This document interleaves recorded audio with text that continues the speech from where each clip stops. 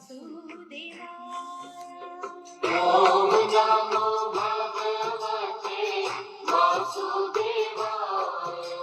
ओम नमो भगवते वासुदेवाय। वासुदेवाय हरि वासुदेवाय। ओम नमो भगवते वासुदेवाय। ओम नमो भगवते वासुदेवाय। वासुदेवाय हरि वासुदेवाय। ओम नमो भगवते वासुदेवाय। ओम नमो भगवते वासुदेवाय। वासुदेवाय हरि वासुदेव। कथा प्रारंभ होता है। सुनो वीर हनुमान, आसन आन विराजियो, पवन पुत्र बलवान सियावर रामचंद्र पद जय। शरणम शंकर हरिओम जय जय सिया राम। बांके बिहारी लाल की जय हो, कृष्ण कन्हैया लाल की जय हो, नंद के गोपाल की जय हो। मोनू शर्मा जी राधे राधे। सूत जी कहते हैं, सौनक जी, श्री मैत्री जी मुनि के मुख से ध्रुव जी के विष्णु पद पर आरूढ़ होने का वृत्तांत सुन करके विदुर जी के हृदय में भगवान विष्णु की भक्ति का उद्रेक हो आया और उन्होंने मैत्री जी से प्रश्न किया, भगवत प्राण मुने, ये प्रचेता कौन थे, किसके पुत्र थे और किस वंश में प्रसिद्ध थे, इन्होंने कहाँ यज्ञ किया। बर्मने उन स्थान पर उन्होंने भगवान की जिन जिन लीलाओं कथाओं का वर्णन किया था, नारद जी ने ध्रुव का गुणगान किया था और वे सब पूर्ण रूप से मुझे सुनाइए। मैत्रेय जी ने कहा, विदुर जी महाराज, ध्रुव के वंश ले जाने पर उनके पुत्र उत्कल ने राज्य सिंहासन को अस्वीकार कर दिया, यानी कि राज्य सिंहासन लिया नहीं, और वो जन्म से ही आसक्ति शून्य समदर्शी थे। अतः अंतःकरण का वासना रूप मल अखंड योगाग्नि से भस्म हो गया, इसलिए वह अपनी आत्मा को विशुद्ध बोध रस के साथ अभिन्न आनंद में सर्वत्र व्यापक देखता था। वह ज्ञानियों के को रास्ते आदि साधारण स्थानों में बिना लपट की आग के समान मूर्ख, अंधा, बहरा, पागल अथवा गूंगा सा प्रतीत होता था, परंतु वास्तव में ऐसा था नहीं। इसलिए कुल के बड़े बूढ़े मंत्रियों ने उसे मूर्ख और पागल समझकर उसके छोटे भाई भूमि पुत्र वत्सर को राजा बनाया। वत्सर की प्रेसी भार्या स्ववृत्ति के गर्भ से पुष्पाण आदि 6 पुत्र हुए और फिर आगे उनके पुष्पाण के प्रभा दो स्त्रियां थी, उनके 3 पुत्र हुए।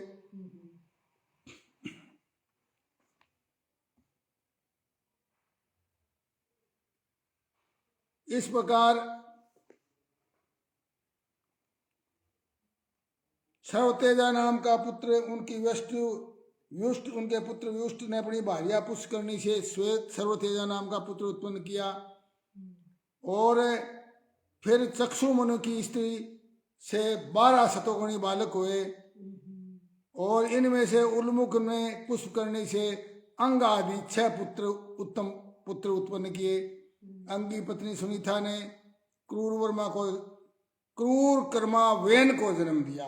बांके बिहारी लाल की जय। राजा अंग की पत्नी ने वेन नामक एक जो क्रूर कर्मा व्यक्ति था उसको जन्म दिया, जिसकी दुष्टता से उद्विग्न होकर राजा अंग नगर छोड़कर चले गए। प्यारे बुजुर्ग जी, मुनियों के वाक्य वज्र के समान अमोघ होते, उन्होंने गुस्सा होकर के बहन को श्राप दे दिया और जब वो मर गया, जब कोई राजा न रहने के कारण लोक में लुटेरों के द्वारा प्रजा को बहुत कष्ट होने लगा। यह देखकर उन्होंने बहन की दाहिनी भुजा का मंथन किया, जिससे भगवान के विष्णु के अंशावतार आदि सम्राट महाराज पृथु प्रकट हुए। बोलो पृथु भगवान की जय। राधे राधे। नारायण हरि नारायण हरि नारायण हरि। विदुर जी ने पूछा, भगवान ब्रह्मन महाराज अंग तो बड़े शील स्वभाव थे, फिर उनके वेन जैसा दुष्ट पुत्र कैसे उत्पन्न हुआ? मैत्रेय जी कहते हैं, विदुर जी एक बार राज ऋषि अंग ने अश्वमेघ महायज्ञ का अनुष्ठान किया, परंतु उसमें वेदवादी ब्राह्मणों के आह्वान करने पर भी देवता लोग अपना भाग लेने के लिए नहीं आए। तब विद्युतियों ने विस्मित होकर यजमान अंग से कहा, राजन हम आहुतियों के रूप में आपका जो घृत पदार्थ हवन कर रहे हैं, देवता लोग से स्वीकार नहीं कर रहे। हम जानते हैं कि हमारी होम सामग्री दूषित नहीं है, आपने बड़ी श्रद्धा से उसे जुटाया है, वेद मंत्र भी किसी प्रकार कमजोर नहीं है,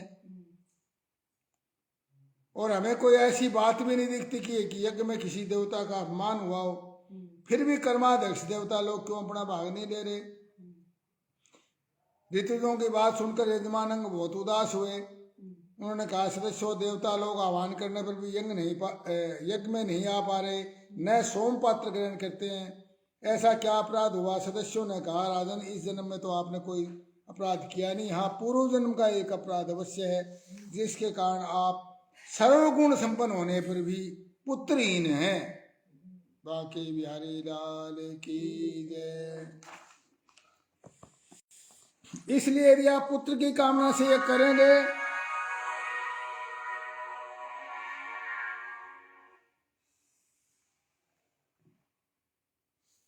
इसलिए आप यदि पुत्र की कामना से यज्ञ करेंगे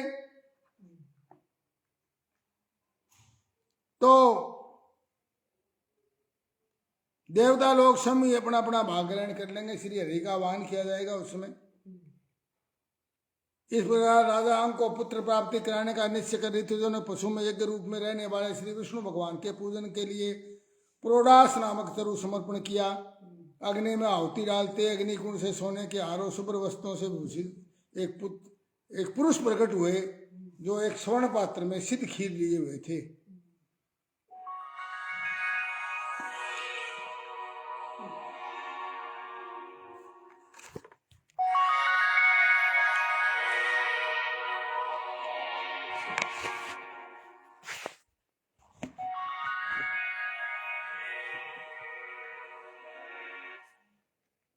हाँ जी, हाँ जी बोलो। कोई बात नहीं, ठीक है।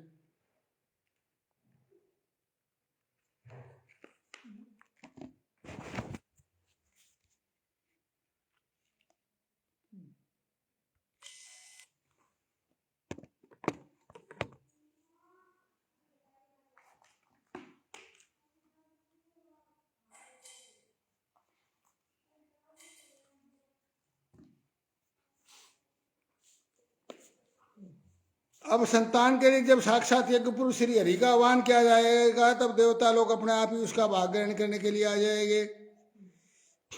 इस प्रकार राजा अंग को पुत्र प्राप्ति कराने का निश्चय कर ऋतुजों ने पशु में यज्ञ रूप से रहने वाले श्री विष्णु भगवान के पूजन के लिए प्रोडास नामक तरु समर्पण किया, और उससे एक पुरुष हाथ में स्वर्ण पात्र में सिद्ध खीर लिए हुए था। उद्धार बुद्धि राजा अंग ने वो अंजलि में वह खीर ले ली और स्वयं सूंघ कर प्रसन्नतापूर्वक अपनी पत्नी को दे दिया। पुत्री नारायणी ने वे पुत्रदायिनी खीर खाकर अपने पति के सहवास से गर्भ धारण किया, तब उन्हें यथासमय एक पुत्र उत्पन्न हुआ। वह बालक बाल्यावस्था ही से ही अधर्म के वंश में उत्पन्न हुए अपने नाना का मृत्यु का अनुगामी था। उनका नाना का नाम मृत्यु था और उसकी माता का नाम सुनीता, जो मृत्यु की पुत्री थी, इसलिए वह धार्मिक हुआ। वह दुष्ट बालक धनुष बाण चढ़ाकर वन में जाता और भोले वाले हिरणों की हत्या करता। गांव के लोग देख देख करके, नगर के लोग देख देख करके बहना ऐसा कहकर भाग उठते। बच्चों बालकों को पशुओं की भांति बलात्कार से मार डाल देता। दुष्ट बहन की ऐसी प्रकृति देखकर महाराजा ने बहुत समझाने का कोशिश की और मन ही मन कहने लगे, जिन गृहस्थों के पुत्र नहीं है वो सबसे सही है।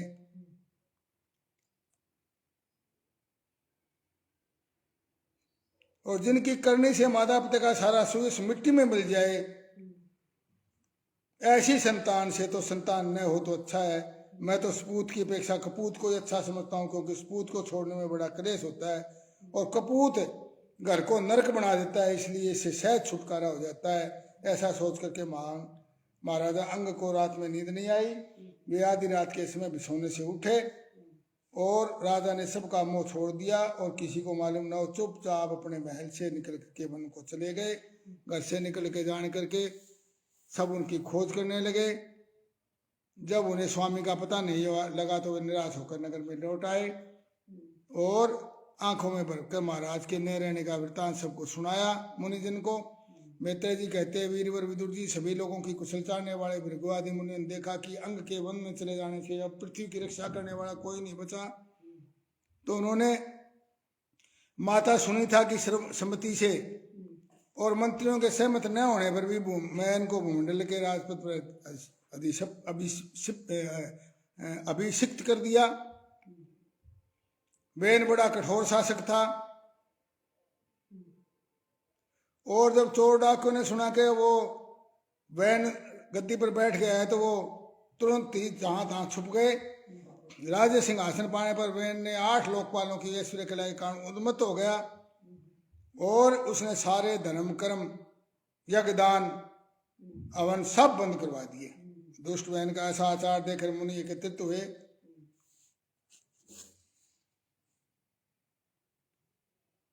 सुनीता की कोख से उत्पन्न हुआ यह वैन स्वभाव से दुष्ट है, परंतु सांप को दूध पिलाने के समान इसको पालने वालों के लिए अनर्थ का कारण हो गया है। हमने इस दुराचारी वैन को जानबूझकर राजा बनाया था, किंतु यह समझाने पर भी हमारी बात नहीं मानता, इसलिए हम धिक्कार से दग्ध हुए इस दुष्ट को अपने तेज से भस्म कर डालेंगे। बांके बिहारी लाल की जय। मुनियों ने कहा, राजन हम आपसे जो बात कहते हैं उस पर ध्यान दीजिए।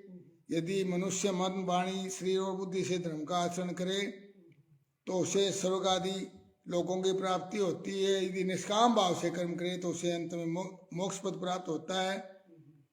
और इसलिए जो राजा दुष्ट होता है और मंत्री और चोर आदि से रक्षा की, जो राजा दुष्ट मंत्री चोर आदि से अपनी प्रजा की रक्षा करते हुए न्यायानुकूल कार्य करता है, इस लोक में और परलोक में सुख पाता है। जब आपके राज्य में ब्राह्मण लोग यज्ञों का अनुष्ठान करेंगे तब उनकी पूजा से प्रसन्न होकर भगवान अंश देवता आपको मनचाहा फल देंगे।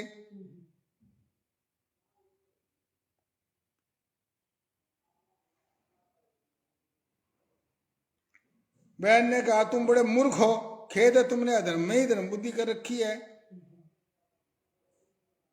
तब तो तुम जीविका देने वाले योगेश शर्मा जी राधे राधे, तभी तो तुम जीविका देने वाले मुझ साक्षात पति को छोड़कर की दूसरे जार पति की उपासना करते हो। अरे दुष्टो, यज्ञ पुरुष कौन है? विष्णु ब्रह्मा महादेव आदि के अतिरिक्त जो दूसरे वर्ग साप देने में समर्थ देवता वे सब के सब राजा के शरीर में बसते हैं। राजा को भगवान का रूप कहा गया है। मैत्रेय जी इस प्रकार विपरीत बुद्धि होने के कारण वह पापी कुमारगामी हो गया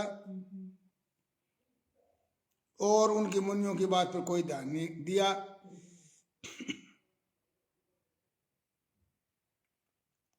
विदुर जी अपने को बड़ा बुद्धिमान समझ ले। वैन ने जब इस प्रकार मुनियों का अपमान किया तो वो कुपित हो गए और मुनिगण अपने अपने आश्रमों को चले गए। इधर बहन की माता शोकाकुला माता सुनीता मंत्री आदि के बल से अपने पुत्र के सबकी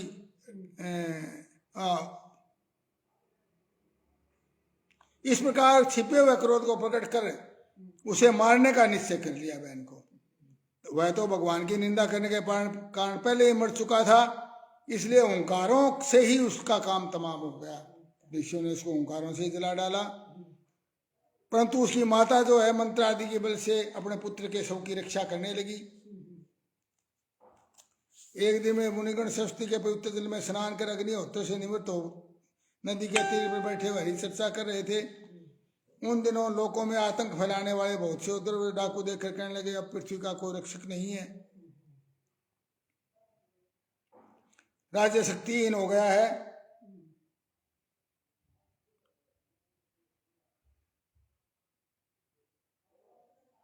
और फिर सोचा कि यदि ब्राह्मण यदि समदस्य और शांत स्वभाव के भी हो तो भी दोनों की उपेक्षा करने से उनका उसी प्रकार तप नष्ट हो जाता है जैसे फूटे हुए घड़े में से जल हो जाता है। फिर राजऋषि अंग का वंश भी नष्ट नहीं होना चाहिए, क्योंकि इसमें अनेक भगवत पुराण राजा इस राजा के जो है अंग के परिवार में बहुत श्रेष्ठ राजा हो चुके हैं, इसलिए नष्ट होना भी गलत है। तो ऐसा निश्चय करके उन्होंने मृत राजा की जांग को बड़े जोर से मथा, तो उसमें एक बोना पुष्प उत्पन्न हुआ। बांके बिहारी लाल की जय। और उसने बड़ी दीनता और नम्र भाव से कहा मैं क्या करूं, तो ऋषि ने कहा निषिद्ध बैठ जा, इसे वह निषाद कहलाया। बांके बिहारी लाल की जय। उसने जन्म लेते ही राजा बहन के भयंकर पापों को अपने ऊपर ले लिया और इसलिए वह वंश धरने साथ भी हिंसा लूट फूट आदि कर्मों में रत रहता हुआ गांव में डिकर वन और पर्वतों में निवास करने लग गया। और उसके बाद निषाद जो है वो वनों में रहने लग गए। मैत्री जी कहते इस प्रकार ब्राह्मणों ने पुत्र राजा की बहन की भुजाओं का मंथन किया, तब उसमें से एक स्त्री पुरुष का जोड़ा प्रकट हुआ। ब्रह्मवादी ऋषि उस जोड़े को उत्पन्न देख करके भगवान का अंश जानकर बहुत प्रसन्न हुए। और यह पुरुष कभी भगवान विष्णु की विश्व का पालनी कला से प्रकट हुआ और यह स्त्री कभी न अलग होने वाली शक्ति लक्ष्मी का अवतार है। ऐसा समझ करके यह पुरुष अपने सुयश का प्रथन विस्तार करने के कारण परम यशस्वी पृथु नामक सम्राट होगा और राजा में यही सबसे पहला होगा। बांके बिहारी लाल की जय। अरे सुंदर दांतों वाली युग और आभूषणों को विरुद्ध करने वाली शक्ति सुंदरी इस पृथु को अपना पति बनाएगी, इसका नाम अर्ची होगा। बांके बिहारी लाल की जय। तो अर्ची के रूप में लक्ष्मी जी और पृथु के रूप में भगवान खुद अवतरित हो गए। विदुर जी उस समय ब्राह्मण लोग पृथु की स्तुति करने लगे, धुंधुमी बजने लगी, अप्सराएं नाचने लगी और जगत गुरु ब्रह्मा जी देवता और देवसुरों के साथ वहां पधारे। उन्होंने वेन कुमार पृथ्वी के दाहिने हाथ में विष्णु की हस्तरेखा और चरणों में कमल का चिन्ह देखकर उनको श्री हरि का ही अंश समझा, और जिसके हाथ में दूसरी रेखाओं में बिना कटा हुआ चक्र का चिन्ह होता है वह भगवान का ही अंश होता है। वेदवादी ब्राह्मणों ने पृथु का अभिषेक का समायोजन किया। सब लोग उसकी सामग्री जुटाने लगे। सुंदर वस्त्र और आभूषण से अलंकृत महाराज पृथु का विधिवत राज्याभिषेक हुआ और कुबेर ने उन्हें सुंदर सोने का सिंहासन दिया। वरुण ने चंद्रमा के समान श्वेत प्रकाश में छत्र दिया। वायु ने 2 चंवर, धर्म ने कीर्तिमय माला, इंद्र ने मनोहर मुकुट, यम ने दमन करने वाला दंड, ब्रह्मा ने वेद में कवच, सरस्वती ने सुंदर हार, विष्णु भगवान ने सुदर्शन चक्र, विष्णु प्रिया लक्ष्मी जी ने अवचल संपत्ति, रुद्र ने 10 चंद्राकार चिन्हों से युक्त कोष वाली तलवार, अंबिका जी ने 100 चंद्राकार चिन्हों वाली ढाल, चंद्रमा ने अमृतमय अश्व यानी घोड़ा, त्वष्टा विश्वकर्मा ने सुंदर रस्त और अग्नि ने बकरे और गौ के सिंगों का बना हुआ सुंदर धनुष, सूर्य ने तेजोमय बाण, पृथ्वी ने चरण स्पर्श मात्र से अभिष्ठान पर पहुंचा देने वाली योगमयी खड़ाऊ, आकाश के अभिमानी 2 देवताओं ने हमेशा नवीन रहने वाले पुष्पों की माला, आकाश वाली सिद्ध गंधर्वों ने नाचने गाने बजाने और अंतर्ध्यान हो जाने की शक्तियां, ऋषियों ने अमोघ आशीर्वाद, समुद्र ने अपने से उत्पन्न हुआ शंख और 7 समुद्र, पर्वत नदियों ने उनके रथ के लिए बेरोक मार्ग उपहार में दिए। इसके पश्चात सूत मागध बंदीजन उनकी स्तुति करने लगे। पृथु ने कहा सौम्य सूत मागध बंदीजन, अभी तो लोक में मेरा कोई भी गुण प्रकट हुआ ही नहीं है। करमपाल यादव जी राधे राधे। अभी तो मैं पैदा ही हुआ, मेरा तो कोई गुण प्रकट नहीं हुआ, मेरी गुणगान कर रहे हो, फिर तुम किस गुणों को लेकर मैं स्तुति करोगे।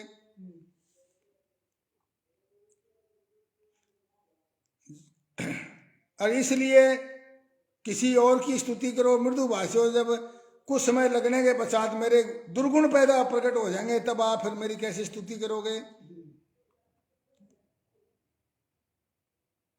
सूतगण, अभी हम अपने श्रेष्ठ कर्मों के द्वारा लोक में प्रसिद्ध नहीं हुए हैं, जब हम कोई प्रशंसा का काम किए तब आप मेरी प्रशंसा करना। मित्र जी कहते हैं महाराज पृथ्वी ने जब इस प्रकार कहा था तो उनके वचनामृत का सुन करके सूत आदि लोग प्रसन्न हुए। फिर वे उनकी स्तुति करने लगे, आप साक्षात देव प्रमुख श्री नारायण ही हैं। ये धर्मधारियों में श्रेष्ठ पृथ्वी लोग को धर्म में प्रवृत्त करके धर्म मर्यादा की रक्षा करेंगे और उनके विरोधियों को दंड देंगे। महाराज पृथ्वी वैन रूप अग्नि के मंथन से प्रकट हुए अग्नि के समान है और शत्रुओं के लिए अत्यंत दुर्धर्ष और सुदृश्य होंगे। तीनों गुणों के अधिष्ठाता निर्विकार साक्षात इन्हें ही इनके रूप में उतार लिया है। ये सरस्वती के उद्गम स्थान पर 100 अश्वमेध यज्ञ करेंगे। तब अंतिम अनुष्ठान के समय इंद्र इनके घोड़े को हर के ले जाएंगे। अपने महले के बगीचे में इनकी एक बार भगवान संत कुमार से भेंट होगी। फिर अकेले उनकी भक्ति पूर्वक सेवा करके निर्मल ज्ञान प्राप्त करेंगे, जिनसे परब्रह्म की प्राप्ति होती है। इस प्रकार जब इनके पराक्रम जनता के सामने आएंगे तब ये परम पराक्रमी महाराज जहां अपने चरित्र की चर्चा सुनेंगे। उनकी आज्ञा का कोई विरोध कोई नहीं कर सकेगा। उस समय देवता और असुर भी इनके विपुल प्रभाव का वर्णन करेंगे। मित्र जी कहते हैं, इस प्रकार जब वंद्यजन ने महाराज पृथ्वी के गुणों कर्मों की प्रशंसा की और उन्हें मनचाही वस्तुएं दे करके पृथ्वी जी ने भी उनको संतुष्ट किया। विदुर जी ने पूछा, ब्रह्मन पृथ्वी तो अनेक रूप धारण कर चुकी है, फिर उन्होंने गौ का रूप क्यों धारण किया? सूत जी कहते हैं, जब विदुर जी ने भगवान वासुदेव की कथा करने के लिए प्रेरणा की और कहा भी गाय का रूप क्यों धारण किया, और फिर भगवान श्री कृष्ण का भी आप मेरे को बताइए भी उन्होंने क्यों अवतार लिया। तो मैत्रेय जी ने कहा, विदुर जी ब्राह्मणों ने महाराज पृथ्वी का राज्याभिषेक करके उन्हें प्रजा का रक्षक उद्घोषित कर दिया। इन दिनों पृथ्वी अन्नहीन हो गई थी, इसलिए भूख के कारण लोग श्री, क्योंकि बैन ने बड़े अत्याचार किए तो भूमि ने अन्न देना ही बंद कर दिया था पृथ्वी ने। तो अब सबसे बड़ी समस्या अन्न की थी। तो प्रजा का करुण क्रंदन सुन करके महाराज पृथ्वी देर तक विचार करने लगे। लोगों ने आकर कहे कि हम आपकी शरण में आए हैं भगवान, हमारे पास अनाज नहीं खाने के लिए। और फिर उन्होंने महाराज पृथ्वी ने अपना धनुष धारण करके क्रोधित होकर पृथ्वी की तरफ ताड़ दिया कि क्यों अनाज क्यों नहीं देती मेरी प्रजा को। तो उसको देख करके पृथ्वी कांप उठी और डर करके गऊ का रूप धारण करके भागने लगी। यह देखकर महाराज पृथ्वी की आंखें क्रोध से लाल हो गई। वे पीछे उसके दौड़ते रहे और महाभाग पृथ्वी के कहने लगी जो दौड़ते दौड़ते थक गई तो हे धर्म के तत्व को जानने वाले शरणागत वत्सल, आप मेरी रक्षा कीजिए। आप तो सब प्राणियों की रक्षा करने वाले हैं, मैं तो निरपराध हूँ। और स्त्रियां अपराध करें तो साधारण जीव भी उन पर हाथ नहीं उठाते, फिर आप तो ऐसे बहुत ही दीन वत्सल और करुणा में। महाराज पृथ्वी ने कहा, पृथ्वी तू मेरी आज्ञा का उल्लंघन करने वाली है। तू यज्ञ में देवताओं से भाग तो ले लेती है, परंतु बदले में हमें अन्न नहीं देती, इसलिए तुझे दंड देना। तू जो प्रतिदिन हरी हरी घास खा जाती है और अपने थन का दूध भी नहीं देती है, ऐसी दुष्टता करने पर तुझे दंड देना अनुचित नहीं है। पृथ्वी ने कहा, आप साक्षात परम पुरुष है, आप अपनी माया से अनेक प्रकार के शरीर धारण करते हैं, मैं आपको बार बार नमस्कार करती हूँ।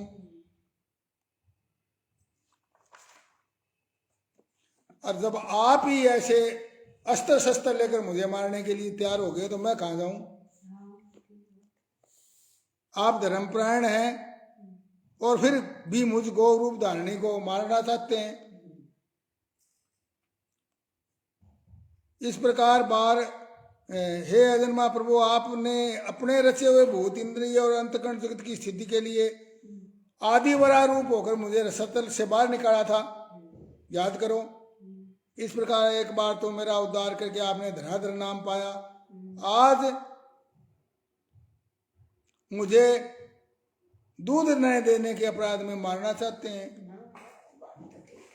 मित्र जी कहते हैं, विदुर जी इस प्रकार महाराज पृथ्वी के होंठ क्रोध से कांप रहे थे।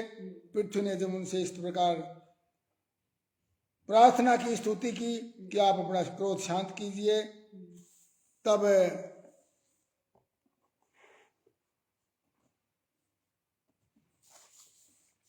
पृथ्वी के कहे हुए ये प्रिय और हितकारी वचन स्वीकार करके महाराज पृथ्वी ने स्वायंभू मनु को बछड़ा बना अपने हाथ में समस्त धान्यों को दूध लिया। पृथ्वी के समान अन्य विज्ञजन भी सब जगह से सार ग्रहण कर लेते हैं, तो उन्होंने भी पृथ्वी के द्वारा वश में की गई वसुंधरा से अपनी अपनी सभी अभीष्ट वस्तुएं दू ली।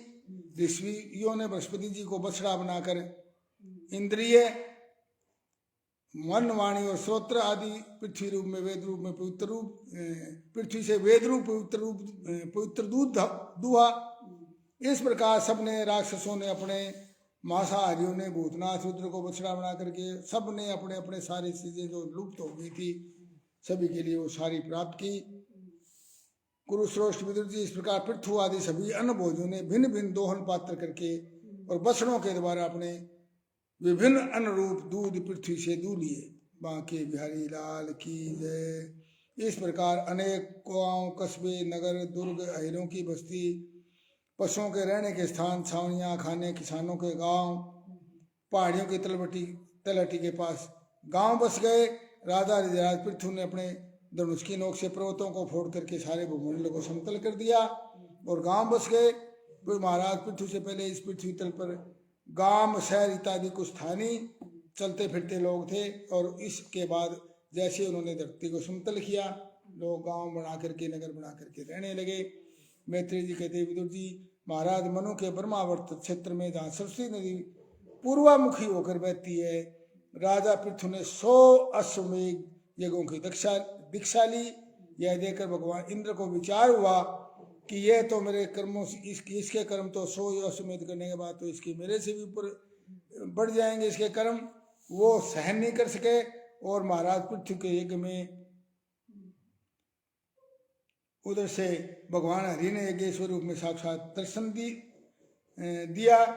उनके साथ साथ ब्रह्मा रुद्र अनुचर सहित लोकगण सभी आए। सिद्ध विद्याधर कपिल नारद दत्तात्रेय सनकादि योगेश्वर भी आए। महाराज पृथ्वी तो एकमात्र श्री हरि को अपना प्रभु मानते थे। कृपा से एक अनुष्ठान में बड़ा उत्कर्ष हुआ किंतु देवराज इंद्र को ये बात सहन नहीं, उन्होंने विघ्न डालने की चेष्टा की और जिसमें महाराज पृथ्वी अंतिम यज्ञ द्वारा भगवान की आराधना कर रहे थे इंद्र ने ईर्ष्यावश गुप्त रूप से उनका यज्ञ का घोड़ा हर लिया। बांके बिहारी लाल की। अश्वमेध युग में घोड़ा होता है। इंद्र ने रक्षा के लिए कुछ रूप से पाखंड वेश धारण कर लिया और वो आकाश मार्ग में जा रहे थे घोड़े को लिए। उन पर भगवान अत्रि की दृष्टि पड़ गई। अत्रि के कहने से महाराज पृथ्वी का महारथी पुत्र इंद्र मारने के लिए पीछे दौड़ा। अरे खड़ा रहे। इंद्र सिर पर जटाजूट शरीर में भस्म धारण किए हुए थे। उनका ऐसा वेश देखकर पृथ्वी कुमार ने उन्हें मूर्तिमान धर्म समझा। सिर पर बाण नहीं चलाया। जब इंद्र पर वार किए बिना लौट आए तब महर्षि अत्रि ने पुनः इंद्र को मारने के लिए आज्ञा दी। वत्स इस देवता धम इंद्र ने तुम्हारे एक में विघ्न डाला है, तुम इसे मार डालो। अत्रि मुनि के इस प्रकार उत्साहित करने पर पृथ्वी कुमार को क्रोध में भर गया और उसके पीछे ऐसे दौड़ा जैसे रावण के पीछे जटायु। और स्वर्गपति इंद्र उसे पीछे आते देखकर उस वेश और घोड़े को छोड़कर वहीं अंतर ध्यान हो गए। वो अपने उस घोड़े को लेकर अपने पिता की यज्ञशाला में लौट आए। अपने इस पराक्रम को देखकर महर्षियों ने उसका नाम विजितासु यानी घोड़ों को जीतने वाला विजितासु रखा और यज्ञ पशु को ससाल रूप में बांध दिया गया। शक्तिशाली इंद्र ने घोर अंधकार फैला दिया और फिर उस घोड़े को फिर वो सोने की जिंदगी समेत ले गए। अत्रि मुनि ने फिर उन्हें आकाश में जाते हुए देखा किंतु उनके पास कपाल खड़वा देकर पृथ्वी पुत्र ने उनके मार्ग में कोई बाधा नहीं डाली। अत्रि ने राजकुमार को फिर उकसाया। तब गुस्से में भरकर इंद्र को लक्ष्य बनाकर अपना बाण चढ़ाया। फिर देवराज उस घोड़े और वेश को छोड़कर वहीं अंतर ध्यान हो गया। फिर घोड़े को ला करके विजितासु फिर घोड़ा लिया, परंतु इंद्र के इस निंदित वेश को मंदबुद्धि पुरुषों ने ग्रहण कर लिया और इंद्र ने घोड़े को हरने की इच्छा से जो जो रूप धारण किए थे वे पाप के खंड होने के कारण पाखंड कहलाए। पाखंड यानी पाप के टुकड़े टुकड़े खंड खंड पाप के खंड होने के कारण पाखंड कहलाए। यहाँ खंड शब्द चिन्ह का वाचक है। इस प्रकार पृथ्वी के यज्ञ का विध्वंस करने के लिए यज्ञपति को चुराने जिसमें इंद्र ने जिसे कई बार ग्रहण करके त्यागा था, उस नगन, रक्तांबर आदि, कापालिक आदि पाखंड पूर्ण आचारों में मनुष्य की बुद्धि तांत्रिकों यानी तांत्रिकों में लोगों की बुद्धि इसलिए भ्रमित हो जाती है क्योंकि इंद्र ने बार बार कपाली तांत्रिकों का रूप धारण किया। तो इसलिए साधारण मनुष्य इससे फंस जाता है। मुकेश भारद्वाज जी, राधे राधे।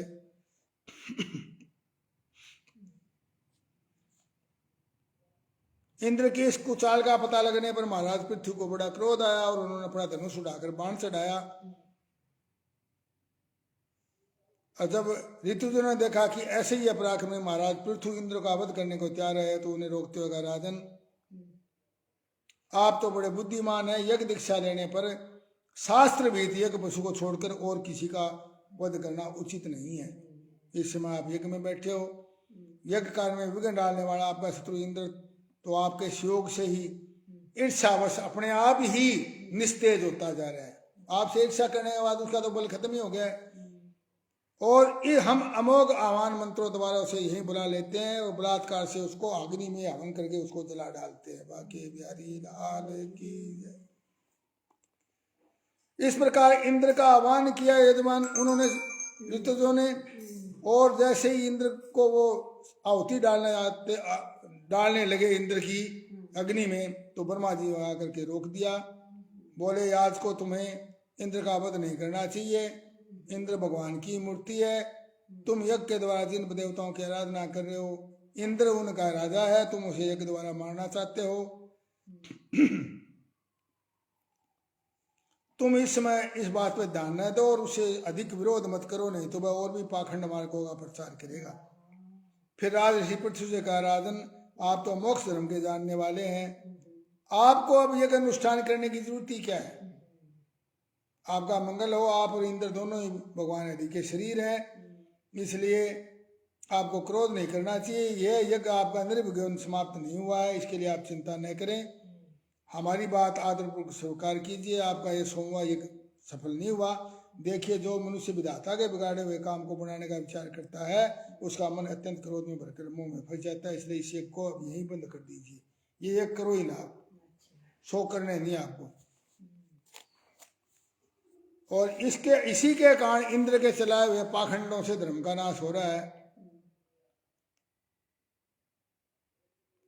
देखिए, जो इंद्र घोड़े को चुरा कर आपके यज्ञ में विघ्न डाल रहा है, उसी के रचे हुए इस मनोहर पाखंडों की ओर सारी जनता खिंची चली जा रही है। आप तो साक्षात विष्णु के अंश हैं और बहन के दुराचार से धर्म लुप्त हो रहा था। उस समय आपने धर्म की रक्षा के लिए शरीर से अवतार लिया।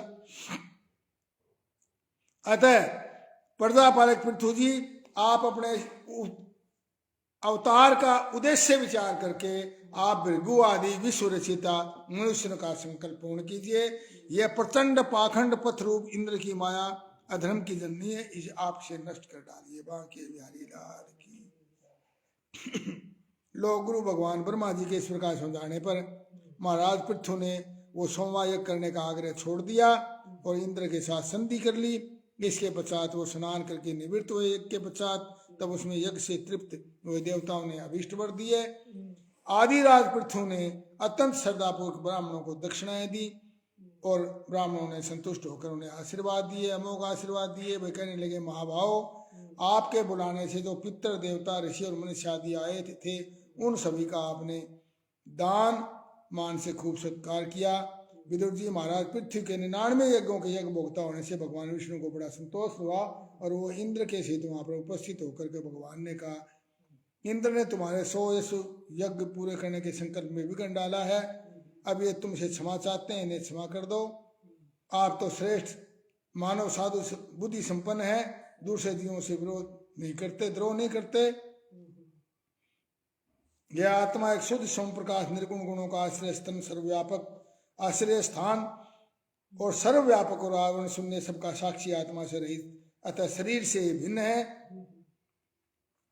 राजन, जो पुरुष किसी की कामना न रख करके और वर्णाश्रम धर्मों द्वारा श्रद्धा पूर्वक मेरी आराधना करता है उसका चित्त धीरे धीरे शुद्ध हो जाता है, उसको किसी यज्ञ हवन की जरूरत नहीं रहती।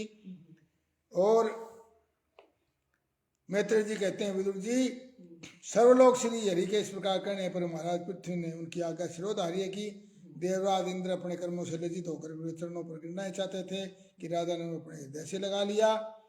और आदिराज पृथ्वी ने नेत्र में जल भर कराने के कारण न तो भगवान का ही दर्शन कर सके, न कंठ रुद्ध गदगद हो जाने के कारण कुछ बोल सके, और वो हाथ जोड़कर वैसे वैसे खड़े रहे। महाराज पृथ्वी बोले, मोक्षपति प्रभु, आप वर देने वाले ब्रह्मा आदि देवताओं को भी वर देने में समर्थ हैं।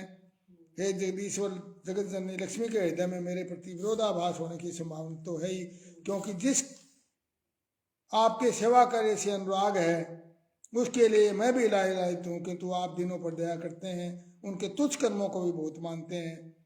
पर वो आपकी माया से मनुष्य अपने वास्तविक स्वरूप में विमुख होकर ज्ञानवश स्त्री पुत्र आदि की इच्छा करता है। हे प्रभु, मैत्रेय जी कहते हैं, आदिराज पृथ्वी के इस प्रकार स्तुति करने पर सर्वसाक्षी श्री हरि ने उससे कहा, राजन तुम्हारी मुझ में भक्ति हो, तुम्हारा चित्त इस प्रकार मुझ में लगा हुआ है, प्रजा पालक नरेश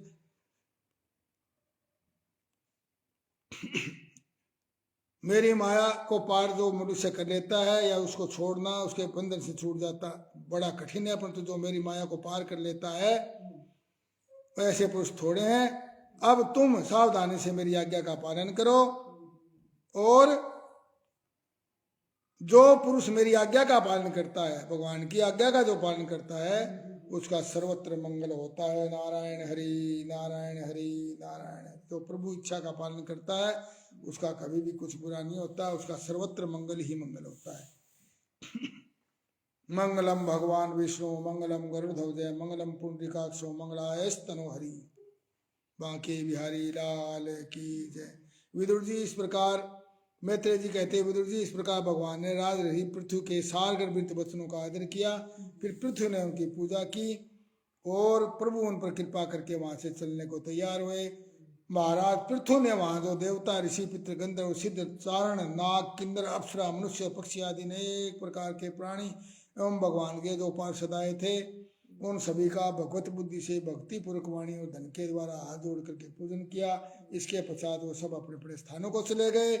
भगवान अच्युत भी राजा पृथु और उनके पुरोहित का चित्त चुराते पुरोहितों का चित्त चुराते हुए अपने धाम को सिधारे। अब भगवान अच्युत कौन है? अच्युत मतलब जो अपने स्थान से हिलता नहीं, पद से हिलता नहीं, अच्युत तो भगवान नारायण ही है स्वयं। और अंतर्ध्यान हुए अव्यक्त रूप देवादिदेव भगवान को हम नमस्कार करते हैं, और उनको भी नमस्कार करके राजा पृथु भी अपनी राजधानी में लौट आए। कथा समाप्त होते है सुनो वीर हनुमान, कथा हमारी वैकुंठ में आप करो विश्राम। सियावर रामचंद्र पद जय शरणम शंकर हरिओम जय जय सिया राम। मंगल भवन मंगल हारी द्रौस दशरथ अग्र बिहारी। दीन दयाल विरद संभारी हरुनाथ मम संकट भारी। जय सिया राम जय जय सिया राम। बांके बिहारी लाल की जय। देखिए महाराज पृथु ने वो 100वां अश्वमेध यज्ञ पूरा करने की जिद नहीं की, और भगवान का जो सानिध्य है और भगवान के प्रति जो समर्पण कर देता है उसको किसी यज्ञ हवन की जरूरत नहीं पड़ती। कहने का भावार्थ ये है, ये पाखंड शब्द इसी से आया कि ये बाकी चीजें पाखंड हैं। यदि भगवान के प्रति श्रद्धा नहीं है और उसको लुभाने के लिए हम तंत्र क्रियाएं अनुष्ठान इत्यादि करते हैं तो उसका कोई अर्थ नहीं बचता, वो पाखंड मात्र होता है। तो इसलिए आवश्यकता है भगवान के प्रति अपनी श्रद्धा रखनी। जो भगवान की इच्छा हो, सीताराम सीताराम सीताराम कहिए, चाही विधि रखे राम ताही विधि रहिए। बांके बिहारी लाल की जय। कृष्ण कन्हैया लाल की जय। नंद के गोपाल की जय। नारायण हरि नारायण हरि।